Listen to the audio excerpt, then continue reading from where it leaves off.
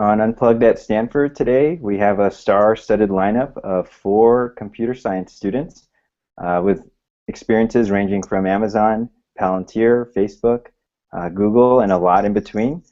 Today we rounded them up together to get a little insight into how to make it in tech. If you're interested in a career in tech, A to Z. Let's hear it straight from the students. So I'm going to go ahead and let them introduce themselves, and then we'll jump right in. So a little bit on you guys. Go ahead. Let's start with Dan. All right, perfect. Hi, my name's Dan. I'm a graduating senior this year. I study computer science and statistics, kind of navigating that space between computers and math. I spent last summer at Palantir, and before that did a little bit of sustainability consulting.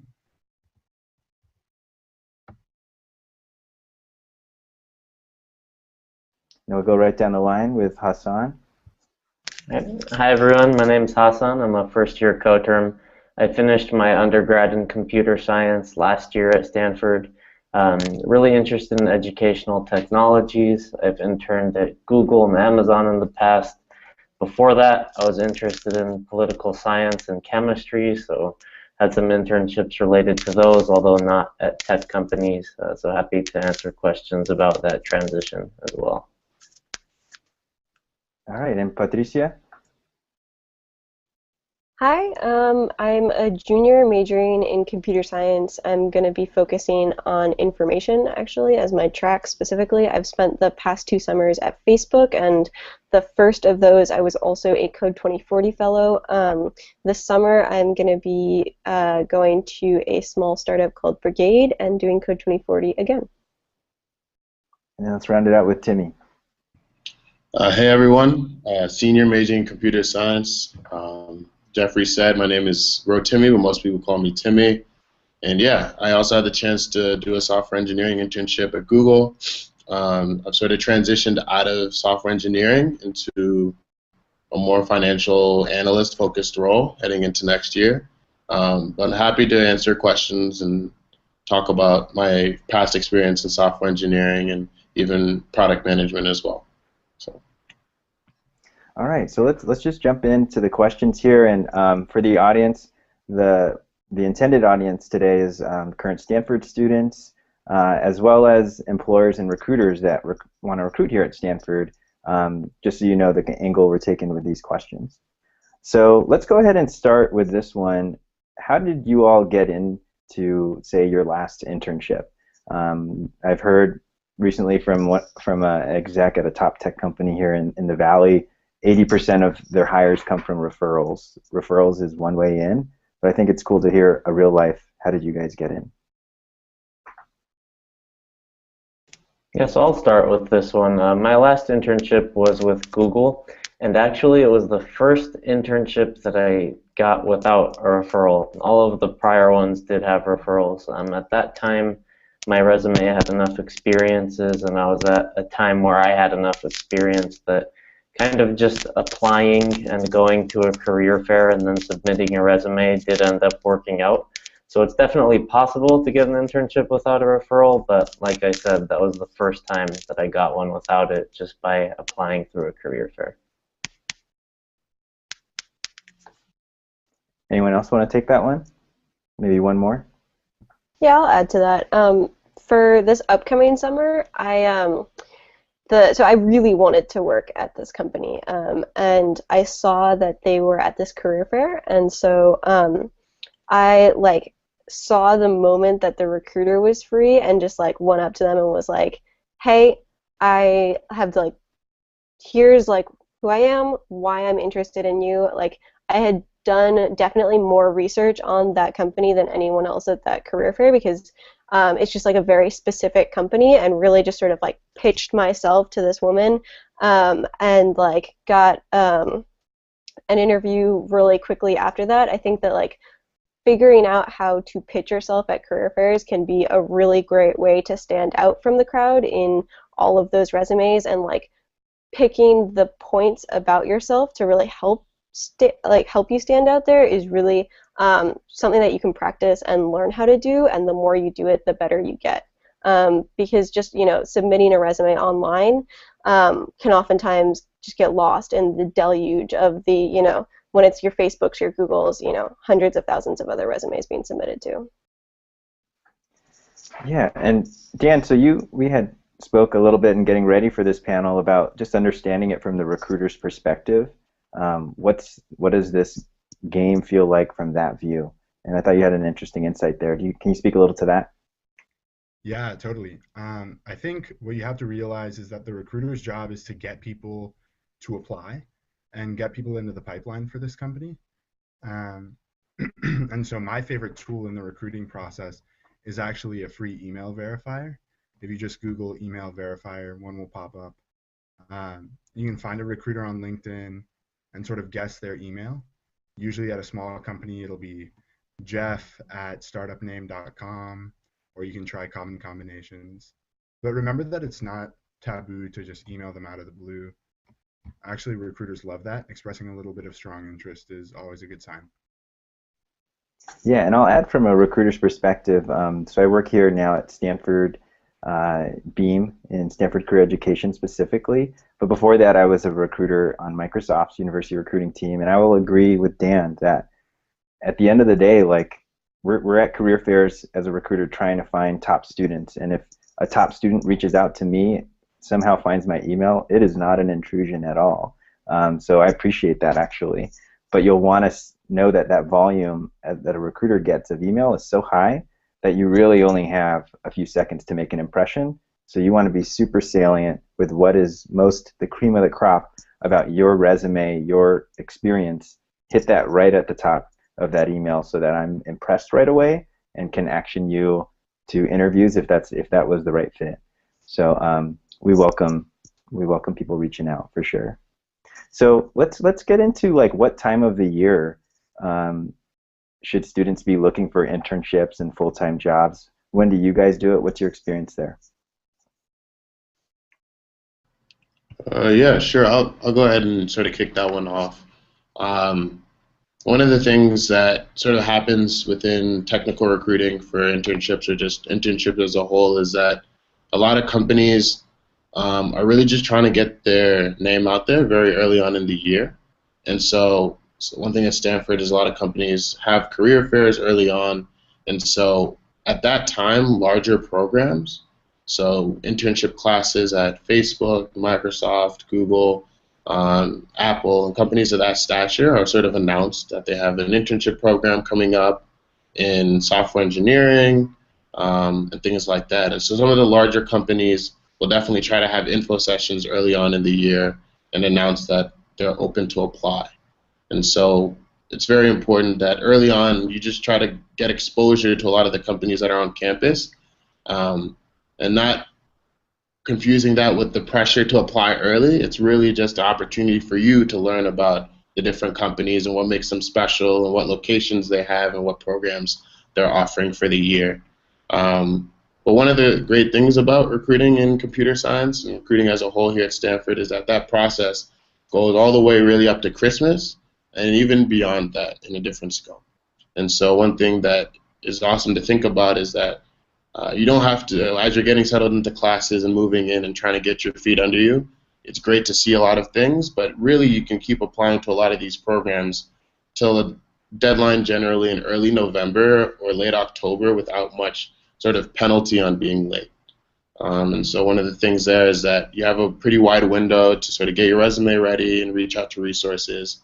And even sort of crossing over the holiday season into the new year, you'll start to see a lot of the rhetoric change from bigger companies to maybe smaller startups like the one Patricia is going to be working at that are looking for specific talent or specific interns for a summer. So it's a long range, but definitely I'd see it as sort of like an exploration really early on, an opportunity to apply to some programs that are asking for a resume or have like a resume drop, and then maybe to consider later on smaller companies that will have career fairs at Stanford past the new year in January, February, and March. To add to that a little bit, I think it depends on what you're looking for and what sort of part of your career you're at. So like if you are trying to do the Facebooks, the Googles, those are on like a rolling application basis, right? And so for any rolling application basis, you should apply as early as you are ready, right? But remembering that like you don't have to go work at your Facebooks, your Googles, that like say you don't get an offer from, one of the big companies at the beginning of the year, that doesn't mean that you won't have an internship next summer. It just means that you're going to be looking at different companies that are recruiting at different times of the year. Particularly for freshmen, if you're taking 106A in the fall, like I mean, it's going to be really hard to like make that November 30th deadline for Google because you haven't learned what you need to learn. And so like being okay with like taking a look at the opportunity job fair in the winter and some of the other job fairs on campus that go on later, if you're just not necessarily ready to apply to those big ones or the early ones in the fall, is like very much a possibility. And the other thing is that there's always research on campus that like if you're not ready for, if you haven't taken enough classes to really be able to do one of the big software engineering internships over the summer, or you can't get through that technical interview because they're really tough and you just haven't had enough practice, research is a really great way to get some experience on your resume and to sort of like show that you are interested in computer science and you know what you're doing for the next summer. Yeah, so man, you guys are just making me think of so much, but I'll start with this one. In terms of, we talked about when should you be applying, and it sounds like the theme is when the song changes, the dance changes. So startups are a little different from the big tech companies, but early bird catches the worm, and probably lean on that as a good rule of thumb. But how about for you guys? If I'm a recruiter and I'm like, when's too early to reach out to students? Because we're interested in you. So what's your feel on that? Yeah, I can sort of speak to that. Pretty much never is too early, to be honest. As a student, it always feels pretty good to have something in your inbox that says, hey, we found you online. We think you're pretty cool. Maybe now's not the best time, but down the road, we want to talk to you. Personally, I'm pretty interested in joining a startup, and it's hard for startups to recruit 8 months in advance. So as sort of the fall recruiting song and dance happens, a lot of these startups reach out and say, hey, we want to bookmark you for a later conversation, which sort of feels funny sometimes, just because it's like, well, why are you reaching out? But actually, it helps out a lot. And just knowing that they have you in their crosshairs is important. So Dan says anytime. How about you guys? Well, I was going to just put a caveat to the like startups have to be in the winter. Like if you really want to work at like a very specific startup, but you have like, a return offer deadline and you like don't want to like turn down that return offer without like a for sure internship, I mean, you can email the recruiter and be like, hey, I'm really interested in you. Like, here's why I'm a great candidate. You should like open up your recruiting early for me. And like oftentimes they'll do that. So like, if you're really ready to start that interview process and you're ready for that, and you need to have it open for you a little bit early, sometimes companies are willing to budge there. So to like dispel a little bit of that, like, you have to do startups in winter or spring. All right. And as far as where you're want to be approached from recruiters, that's something I know that's on their minds. Like, how can I get students' emails? There's Facebook, there's LinkedIn, Snapchat. Where are you all open to being reached out to by recruiters? I think the email and LinkedIn are pretty ideal. It's easy and expected when you get reached out to from a recruiter. If I got reached out to on Snapchat, I'd be pretty surprised. I think I think that would put a recruiter higher in my book, maybe, but at the same time, it might be a little bit creepy. So I think that sticking to the standards of email and LinkedIn, at least for me, would be best. All right. Anyone else have a take on that? Yeah, I think although Tinder, I know, puts a hiring profile directly in Tinder, I think email is still the best place. But for all the students watching, I think it's good to keep in mind that recruiters are on a lot of different platforms. And one that's been performing pretty well for the people I've been talking to recently is AngelList. So if you go to angel.co, you can create a profile there. It's specifically targeted at startups. So if you're interested in that, good place to check out.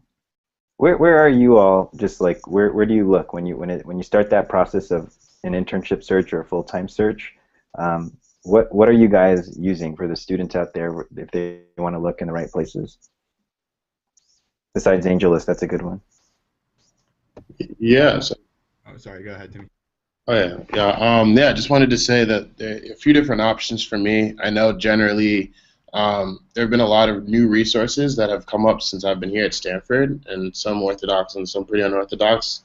AngelList is a great one for thinking about startups and companies that may not have the most structured programs or clear internship cycles. Um, some of the bigger companies have great career pages where like the lay of the land is completely open to you. You have sort of the recruiter email, everything's sort of aware. But other than that too, I think some of the great places that I hear about things are Piazza has really done a lot recently to highlight how companies come on campus. If they're here for an info session, um, if they're recruiting, they even reach out over Piazza. I think that's a very interesting platform that students should just try to upload their resume to and see what comes from that.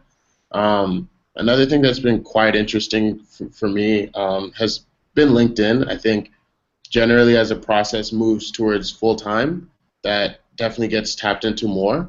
But even as an intern, I know LinkedIn worked a lot for me. And the last thing would be something very new at Stanford called Handshake.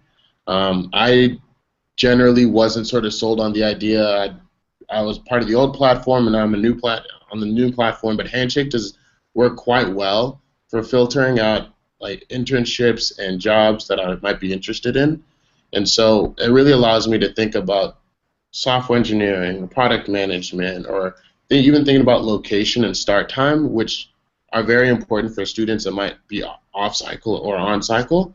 And so between those three platforms, I've really had a broader perspective of different jobs and internships through my 4 years here at Stanford. All right, and you talked a little bit about some roles that are maybe more the peripheral, like you oftentimes think of just software engineer, but there are other roles out there. PM is a buzzword, data science now too. So what's out there on your guys? I guess when you think peripheral roles, that might be cool. So this was a session that they had actually during when I was a Code 2040 fellow that like totally opened my eyes to a whole new realm, that there's like there are technical writers who like either write the blog posts for companies. A lot of times they'll write like documentation. Sometimes they'll even like go into the code and like comment the code. And like it was this really interesting workshop surrounding like explaining technical things to people who maybe aren't technical. And so if people are like really like excel at like taking their technical background and like translating that into sort of more I don't know, common English or like what people without a technical background could understand, that's actually a really interesting role that's really springing up in a lot of places. Timmy, I think you said you have some experience in the off developer roles. Yeah, I think one thing to think about is definitely that as you sort of head into junior year, I definitely want to stress that if you're a sophomore or freshman going into an internship, I think it's more so about just seeing the landscape of working at a company that you're interested in, that you think really appeals to you. But one thing you will see heading into your junior summer is that roles start to diversify based on your interest. And so software engineering is always a really diverse role at different companies, but now more than ever, there's now this growing push to have product manager, or project manager internships at companies. And so while a lot of the bigger companies have structured programs for these roles, and they recruit for them just like software engineering, there's a resume drop, there's a special interview cycle for that. It's a little bit different because it's not as prevalent as software engineering or as a whole. And so one of the things I would definitely recommend just off the bat is as you sort of progress into your junior year, that's where it sort of becomes more important about thinking about what type of company you'll work in. Because if you're at a big company, the project manager and the product manager program start recruiting pretty early as September before we're in school. And so that's thinking about coming hot off your internship, thinking about some of these companies might be opening up their product manager application cycles. But one thing Patricia brought up that I think is very important is for a lot of smaller companies that are very nimble and moving fast and are still private, they want to see people working at those companies that are very passionate about the work they do. And so if you find yourself at a company that is a lot smaller, they're not advertising that they have roles for product management, one of the things I have seen is that people reaching out, saying that they have an interest in that space and would love to sort of be at a company and sort of do all hands type of work as a product manager there. And sometimes it works, sometimes it doesn't, but sort of within the product manager realm, those are the two different types of ways you can approach the process. Now, I don't want to talk too long, but within data sciences as well, it's very similar in the sense that you want to let companies know, right? Talk to these recruiters like they're on your side. They're definitely trying to help you find the right role, and talking to them about, I would like to be in a more data-facing role. And some companies will put you as a software engineer in a very data-intensive group, and some companies will actually just say, hey, we have a special statistics and quantitative analysis internship, and would love to get you started in that process. So hopefully that adds some insight. For sure. And thinking about, you mentioned as you're like entering your junior year, for instance, deciding where to intern. What advice, what factors do you all consider as you think about a place to intern at? And that's, I think, a good for advice for your fellow peer students. And I can definitely bet you some companies are interested in how you guys process. Yeah, I think for my fellow students out there, I'd say think of your internship as a time to test a hypothesis. If you have been mostly in software engineering, but you want to try a data science thing, and you sort of have the background for it, go for it, try it, see if it's your fit. If you've done the big company thing and you want to work for a startup, try that. Even if it's you were at a big company and now you want to go back to that same big company and do something totally different, maybe that's the same route. Just test a new hypothesis. You only have 3 internships really before you have to jump into your full-time job, unless you're doing a co-term or something. So use them to test lots of different things, because once you do that, you pretty much have to lock yourself into a job, and you don't really get that much time to explore. So use your internships wisely.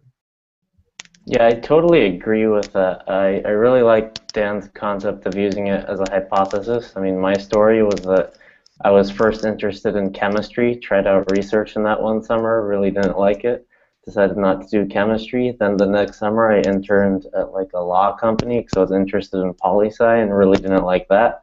And then the summer after that I tried something out in tech and thought it was really cool and found something that I'm like really excited about continuing to do. So I think looking at internships not as like the end of the road, but just another stepping stone or to test out something like Dan saying is great. They're also a good way of like setting up a step towards something that you want to get to. Like if you know that you're really interested in data science, but you don't have the skills for it now, but maybe there's some like research position that will allow you to like dabble in that a little bit or get to know a professor who's really relevant in that field. Like an internship's really great for that too. It doesn't have to be perfect. You could definitely look at it as something that is just another way to get closer to where you're trying to go.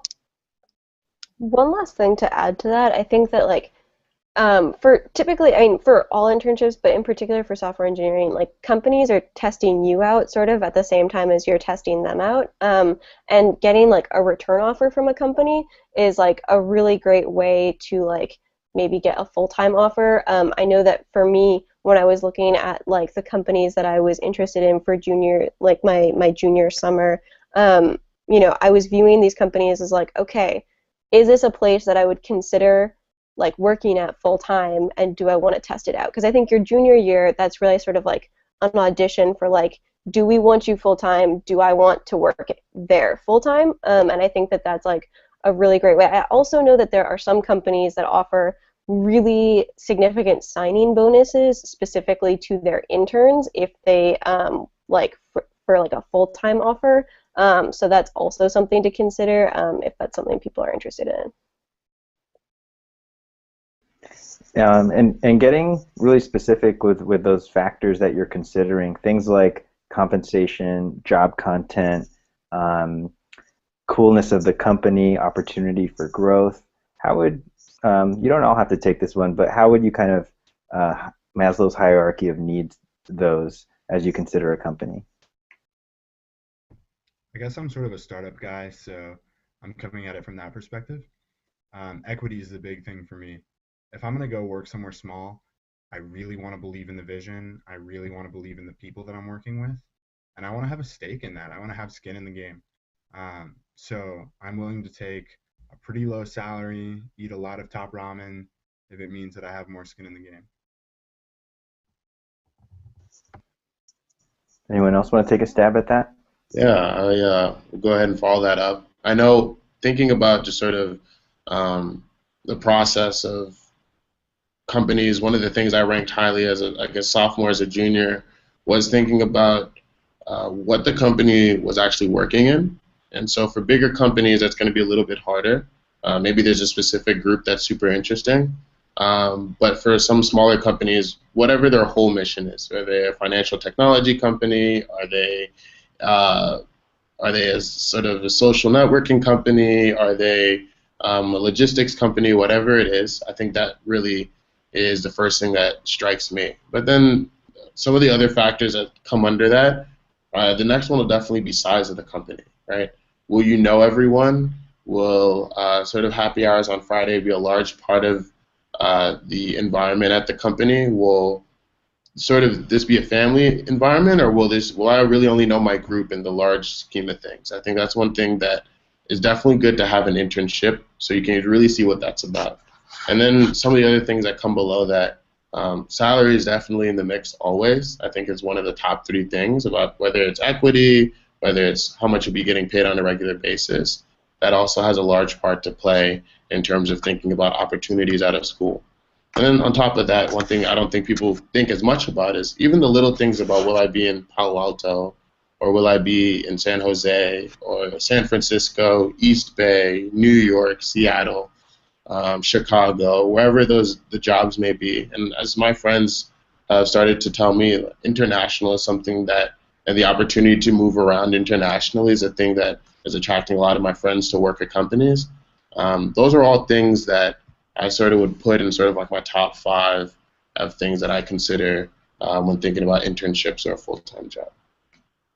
All right, so I want to make sure we get to the point. We talked a little bit about how to get in with a company. We've also talked a little bit about factors that are important to you. How about the interview process, the technical interview process?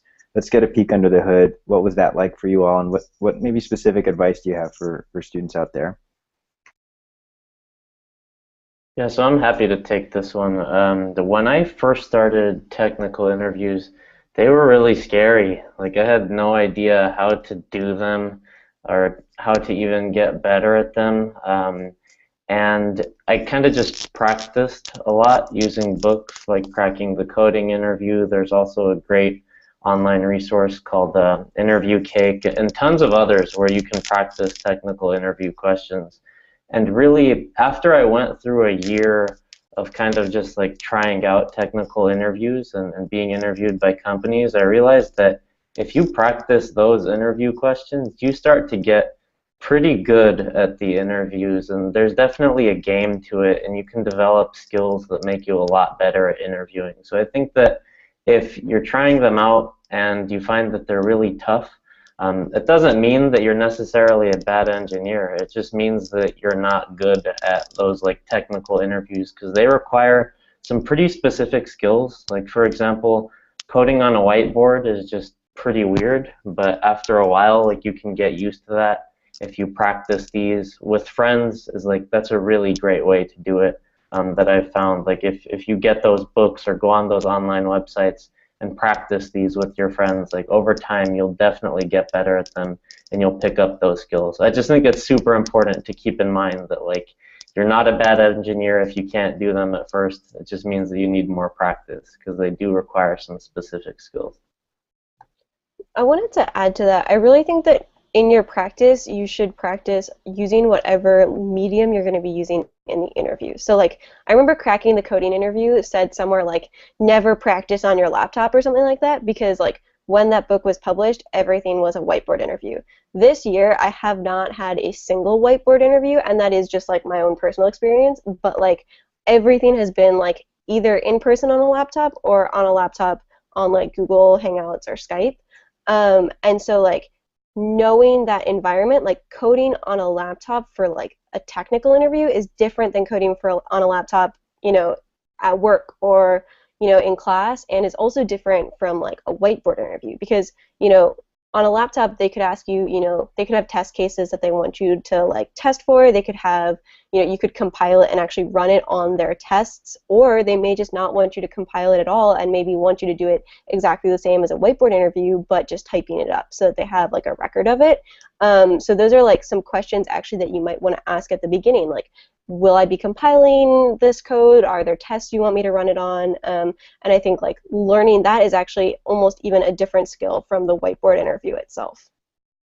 I think another thing to add here is that there's a third component to the technical interview, which is sort of talking about your past projects. So think a little bit about your past projects, the things that were hardest about them, the things that you learned, what you would have done given another month, challenges that you faced, ways that you interacted with teammates. Companies love asking about this stuff. So if it helps, maybe sit down, write down the answers to a few of those questions, have something in your back pocket.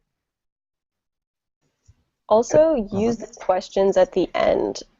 Those questions are like your time to find out what you want to find out for that company. So if you have set like things that you want for your internship in the summer, you can ask about those things. You can also find out a lot of things culturally about the company, and you can also use those as a way to showcase sort of your own values. I sort of like to ask things related to like what I want to do. I mean, I personally want to go into like social justice work and like stuff surrounding inequality, and so I tend to ask engineers questions about how their product or how their company interacts with society and like about their responsibilities there, because that matters to me. Like working in a team of people who care about social justice and like understand the implications of their product is important to me, and so that's why I asked that question, and that's always a great litmus test for me about like whether that's a company I want to work at or not. And so like finding that question that is sort of that litmus test for you is like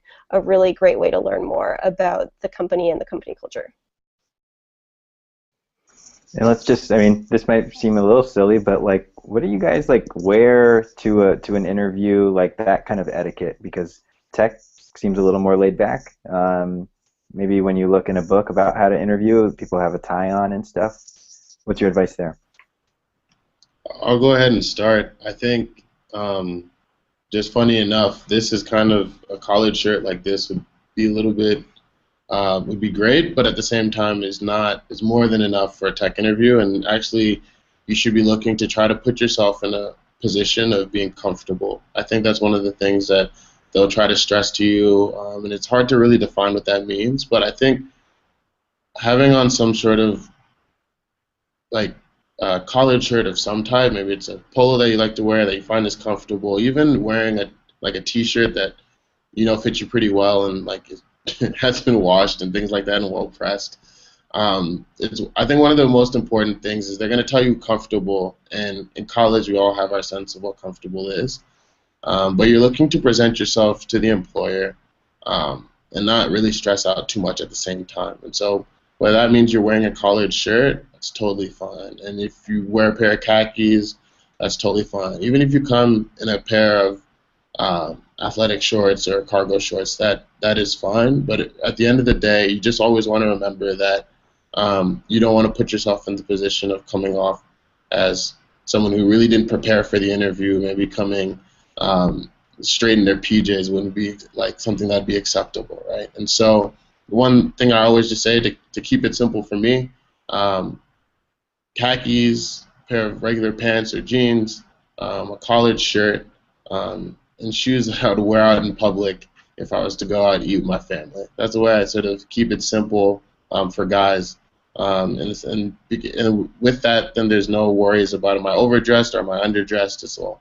If I went out with anyone, I could wear this and feel comfortable about the way I'm dressed and have a great interview. That's the focus.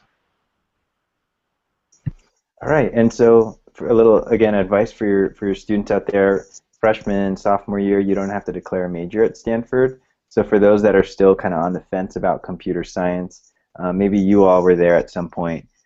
What was it that was kind of the tipping point for you? Because maybe some of the students have some similar things on the table. What made you get into computer science?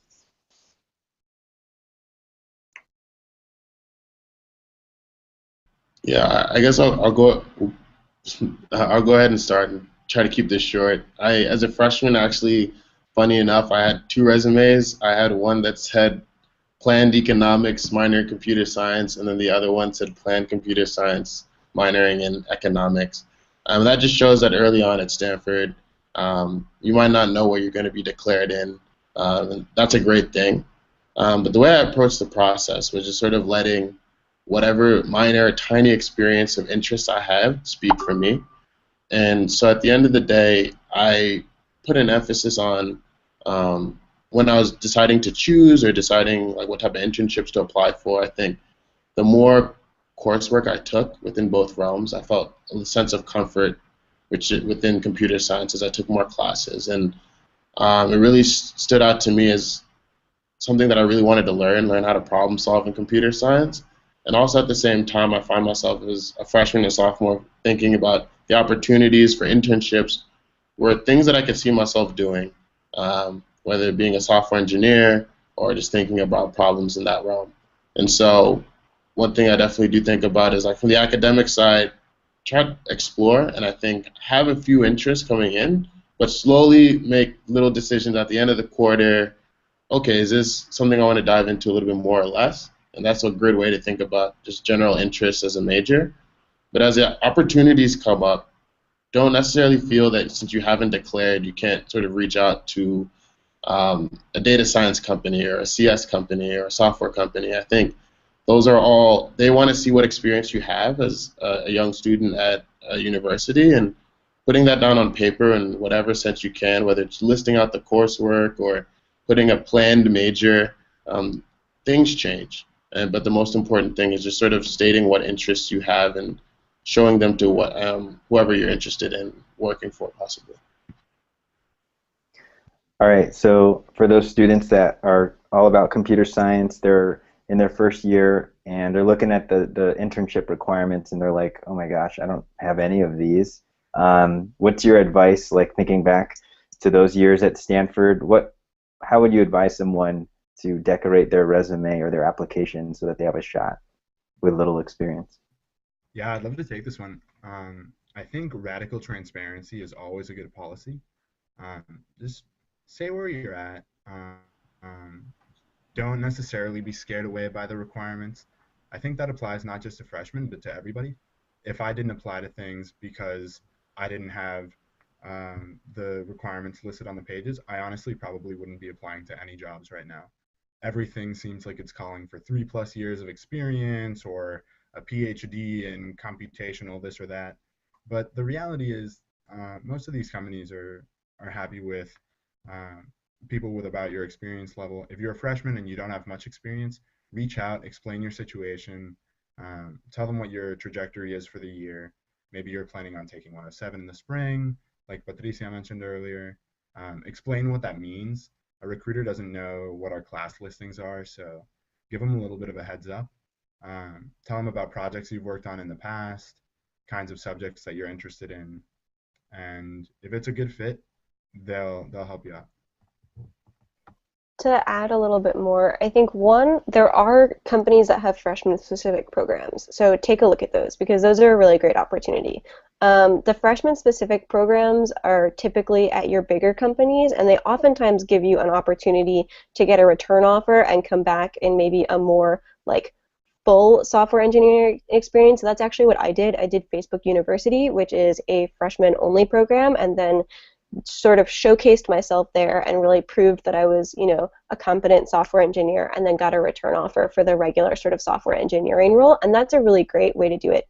The other thing is to sort of look at it in maybe more of a bigger picture. Like, say, you know, you go up to that recruiter and they say like, oh, you're a freshman, we don't really take freshmen. One, you can just use that as a time to like learn more about the company and have them get to know you. And two, if you turn your resume in then, they may actually come back to you the next year and say, hey, you've had another year. We know we talked to you, you know, last year. We'd love to start interviewing you now. And so that like by your junior year, a lot of times if you've really dispersed your resume through, you know, a ton of companies, they'll start getting back to you and starting the process with you, and you don't even have to reach out. And so like viewing it not just as like trying to get that like internship for the summer after your freshman year, but as sort of like building a relationship with these companies and sort of showcasing yourself and who you are as a person, I think is really helpful. And honestly, like if you know that you want to do computer science, just getting some form of experience during that first freshman summer is like the most important thing. So, you know, like I said earlier, like research is a really great opportunity. And like say your first year goes by and like you don't get anything, like try research. I think that like there's a lot of different ways that you can get experience in computer science, and it doesn't just have to be at one of the big companies. And you mentioned this, I think you mentioned almost like a relationship with the recruiter, if I heard you right. So I want to speak to that real quick.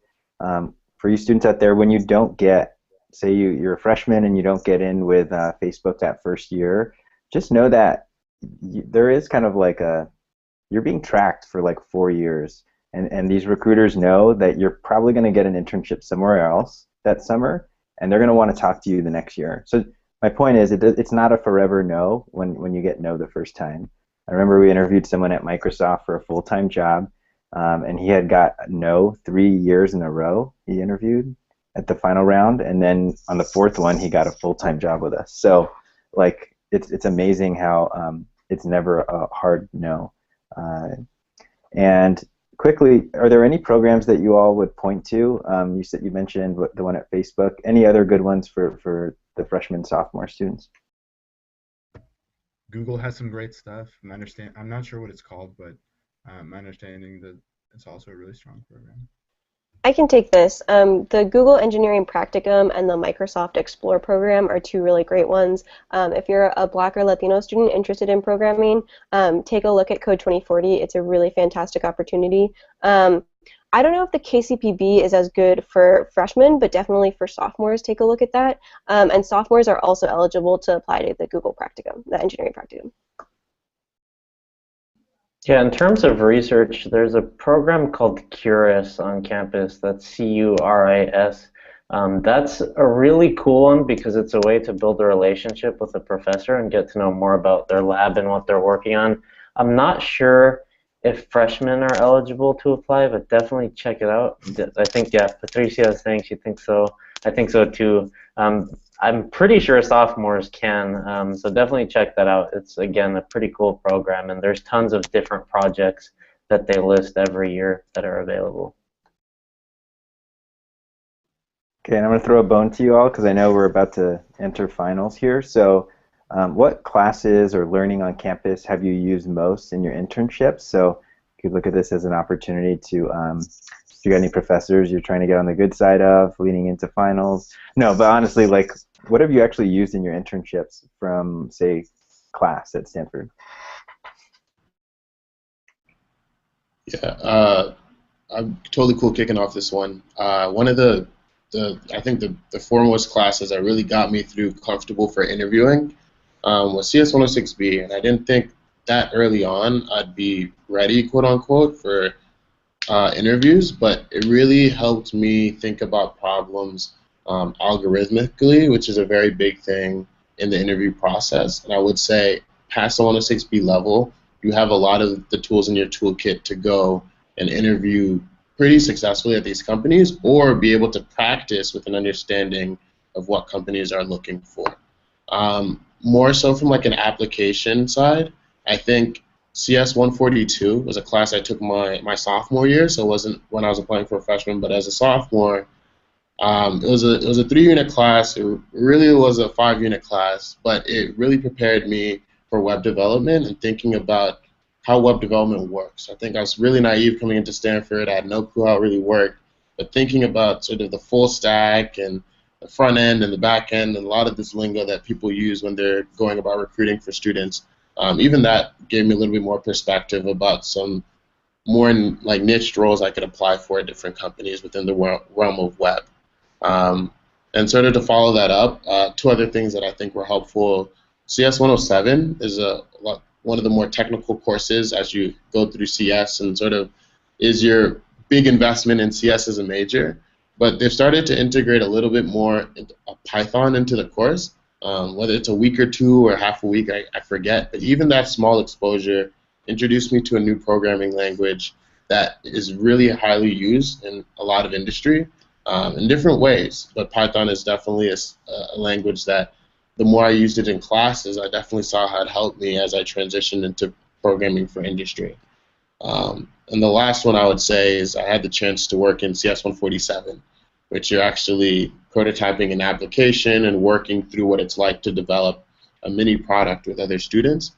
And while there's a lot of emphasis on design and product creation and iterating and going through the design cycle, I found it a great opportunity to work on a full-scale application and sort of dive in deep and get credit for it. I think there's sometimes a choice we make between working on personal projects and being in it, like taking classes, but this is one of the few opportunities where I really grew doing both. So that's it for me, but I'm sure there may be others. All right, we're actually let's move on to another question as I'm trying to be sensitive to your guys' time, as I appreciate you making time as we're, again, almost at finals. Quick one. Since we just talked about class work, I want to make, from that recruiter's perspective, really important for you students to understand the value of side projects and how much that really speaks to a recruiter, that you have the passion and putting in the time, that you're really into this computer science stuff. I'm doing this for free. Here's a side project, and feel free to put those on your resume. That speaks a lot to recruiters, especially for you freshman and sophomore students. Maybe it's hard to get an internship. That's one way to create some experience on your resume, is a side project. That definitely counts. Okay. To jump in on that, though, I was really afraid of all of the conversations surrounding, like, you should be doing side projects, you should be going to hackathons, you should be coding all the time, and to just know that, like, personally, your resume needs to showcase that you have experience and that you know what you're doing, and that can come in a lot of different forms. And that for some people, those who do side projects, that's a great way to showcase it, but you also don't have to do side projects. So for the people who are out there and are nervous, like, if I get into CS, I have to code all the time, I won't have any balance in my life.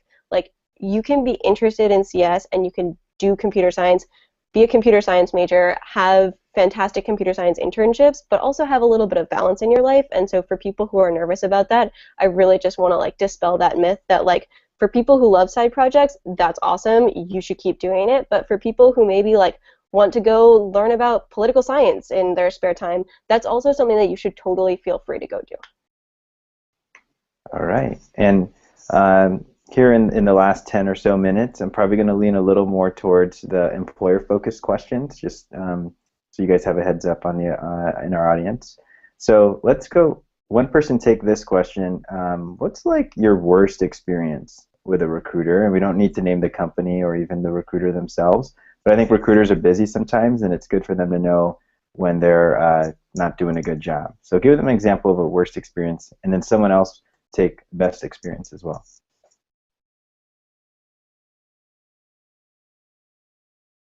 So I think my worst one was, and someone maybe has an even worse one than this, but I mean, it wasn't that bad, but one time I was working with a recruiter and they just weren't very flexible with giving me more time to make a decision about my, like, offer. And so I felt like I was in a very weird situation where I had other applications going, and I had to decide before I could, like, fully evaluate everything that was on the table. And I think that that's, like, a pretty bad approach for recruiters to take, because especially as you get through the years at Stanford, like, you start to have more and more options. And when I saw that the recruiter wasn't going to give me more time to consider my options, I just felt like it was inconsiderate, and I didn't need to like be treated that way, so I just said no to it and kept going, and everything turned out fine. So I think that it's pretty important to be flexible with giving people time to evaluate options. All right, and what's a best experience? What feels good in working with those recruiters? Shout out to Stephanie at Palantir. Stephanie rocks. If anybody's interacted with her, you know what I'm talking about. Basically, I had this experience with Palantir where I came in during a time of change, and so the people who were heading up placing people in different roles were sort of shifting, and I ended up in this database infrastructure role, which was really not a good fit for my skill set. And I stuck with it for about 2 or 3 weeks, and then decided I'm really not going to be super productive here, and I want to do something else. And I talked to Stephanie, and she was sort of my recruiter there at Palantir. And she worked with me to find a role that I did want to work on. I ended up being able to make a transition pretty smoothly. So I think this goes to show mentorship in a company is really important, and you should look to have mentorship from somebody who's doing what you're doing. If you're a data scientist, look for a data scientist to mentor you. But also, don't forget that everybody there at that organization is there to help you find the best fit for yourself. And if that means that a recruiter can help you out in maybe changing from one position to another and finding a better fit in that way, do it. Go and reach out to them and have that conversation, because it'll make a world of a difference for your summer. All right, and now thinking about those companies that have and startups that have like a really like a winning brand, strong brand here at Stanford on campus, what are they doing right?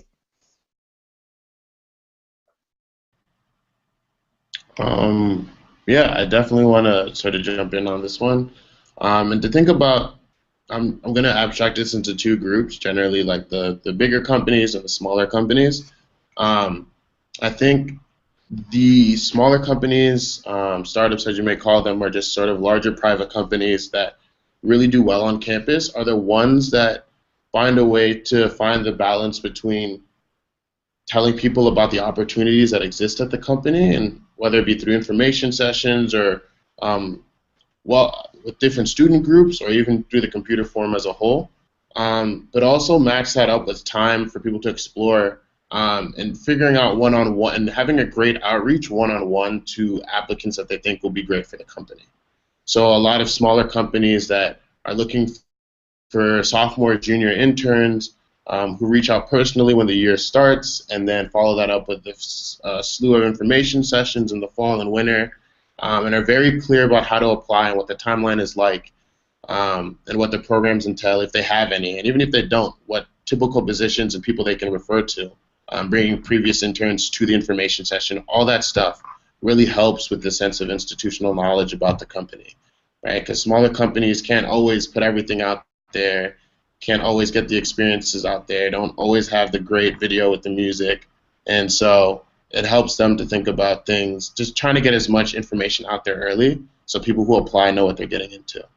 And then I think one thing with the bigger companies that really helps them, and the ones with the best brands on campus, are the ones that really make an effort to be very clear about how they're going to go about recruiting in terms of a timeline, pretty great timeline. So one of the things that will often happen when you're dealing with a larger company is internally students will talk about, oh, I'm at this stage in the process. And as students choose between opportunities and students are thinking about whether that company will be a good fit for them, they definitely want to know if getting past the second round of interviews or the third round of interviews, or they're on campus or they're off campus, what that means for them as a candidate. And so having clear policies, whether those things change, and making sure those things are understood really early on. Those are the sort of the companies that really do well from the bigger company perspective, because in giving students a timeline, they're better able to organize their lives, their schedules, and even thinking about how well are they doing in the process compared to people who applied in different years or that might be different. And now thinking about your summer internship experience, what's something that was you really appreciated, something that was really memorable that made you feel like, man, that was an awesome experience, and maybe it even made you come back for a second internship? I think for me, one of the biggest things was working on something real. And I think this also ties into the question Timmy just answered, which is what gives you a good reputation on campus. I don't want to work on a sandbox project. I've spent all this time working in academia now, and now I want to go out into industry for a summer. And I want to do something that actually affects the product or actually affects users. And so one of the greatest things that I got to feel at Palantir was I got to pioneer a marketing effort for one of the projects, for example, that had never been done before, and I had to figure out like, hey, how are we gonna carry this process out and operationalize it, and how's it gonna look in the future? And I was writing the specs for things where if people were ever gonna do this again, this is exactly how they were gonna do it. So leaving a lasting imprint on something that's actually a real project as opposed to sort of a sandbox project, it's a huge factor. I really want to back that up. I think that sometimes companies have a tendency to like shove interns off on smaller projects, and like I got to work on a project where like literally my project is seen by like 500,000 people every single day, and like knowing that is really cool, right? It like gives you like wow, they trust me. I like really need to work hard on this because like 500,000 people are going to be seeing my code every day. Like this better be amazing. And so that was really great that they sort of trusted me in that way, and also really made me feel the impact that I could have at that company. All right, so kind of heading toward the last couple of questions. First one, for a student that's considering to go to work at a big tech company or a startup, say for an internship, how would you advise on that? Because that's a big option out here. I think one of the ways I would go about thinking about that is definitely thinking more so about you, about where you are in your stage of thinking about industry. And the way I'd categorize it is, are you in the stage where you want to be exposed to something that's very interesting and grow? Are you in this phase of like learning, or are you in the phase of definitely building? And so I have friends who really have a great sector knowledge about data science or building web applications, and are really just in the process and want to build something and see something eventually make the market or hit the market or be released. And so I know friends that will sort of opt to work at a startup over a big company because they know that opportunity to do that is more guaranteed. But I know one thing that you also want to think about is sometimes the startup doesn't necessarily have the infrastructure to provide the best place to learn. And so thinking about yourself and thinking about the two, whether it's the startup or the big tech company, I would definitely just say, one, are you at the stage where you really want to grow and learn in terms of institutional knowledge? Where would be the best for that? And if also your interests are maybe in building and creating value in your short time there, where do you think that will best be? And so that's the way I've seen a lot of people think about that opportunity. I think something I'd add to that is that you should optimize for mentorship, regardless of whether you want to be building more or learning more.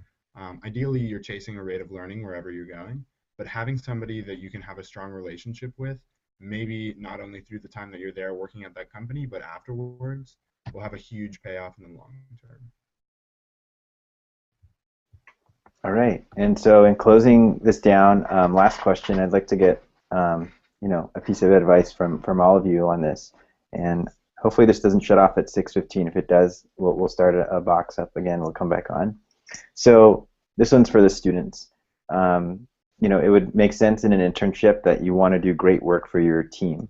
But let's think now about having a game plan for yourself to make sure you get the most out of your internship and that you get a really solid experience and you take something from it.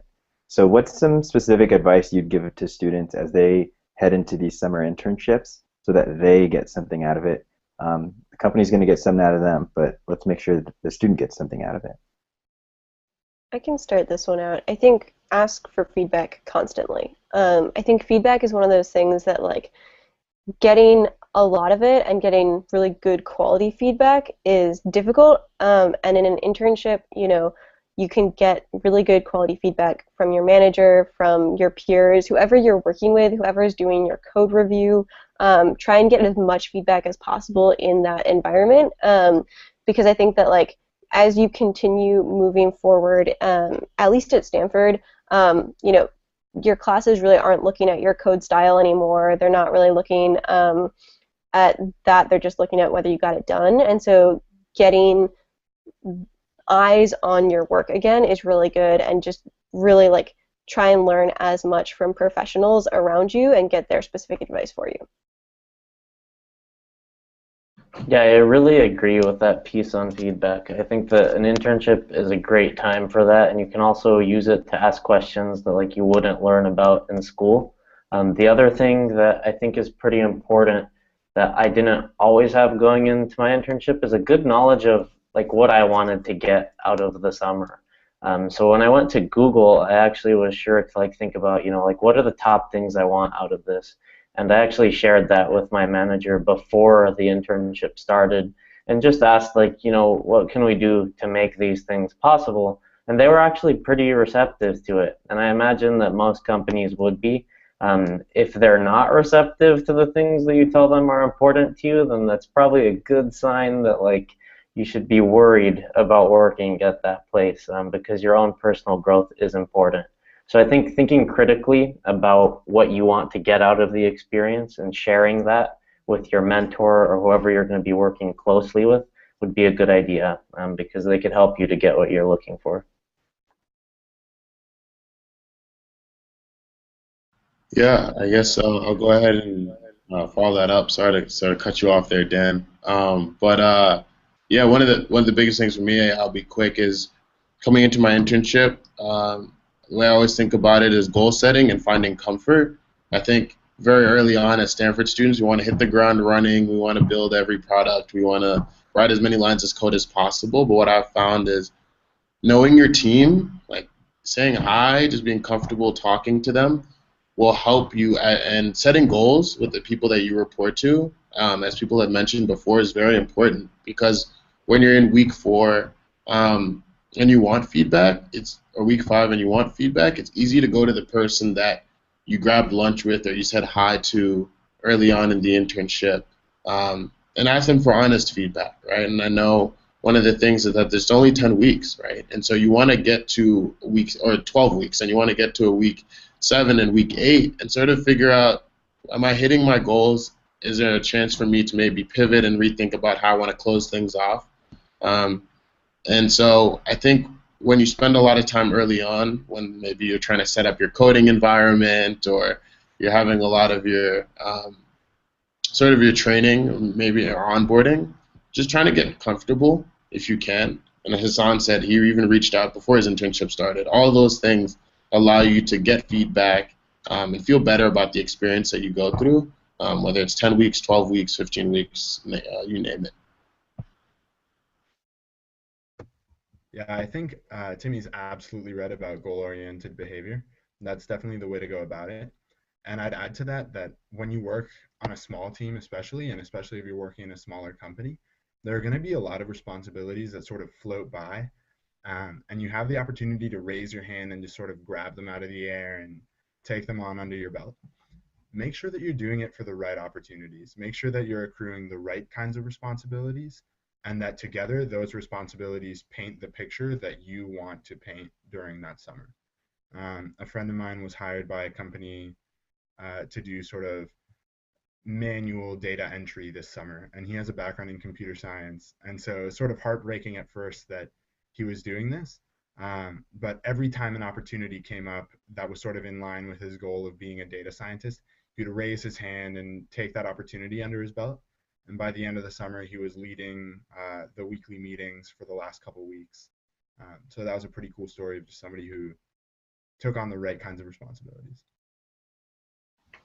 All right, so I think we'll close it out there. Thank you very, very much for your time, Dan, Hassan, Patricia, and Timmy. So students, feel free to come by Beam Stanford Career Education whenever you have any questions. We have an awesome team of career coaches. We have industry ambassadors. Dan's one of them. A lot of people that really know this stuff, especially as you get to the negotiating process. We're here to help. And for you employers out there, feel free to swing by as well if you need any help on getting advice on how to reach out to these students. These ones, you know all about them now, these four, but there's a lot more awesome students out here.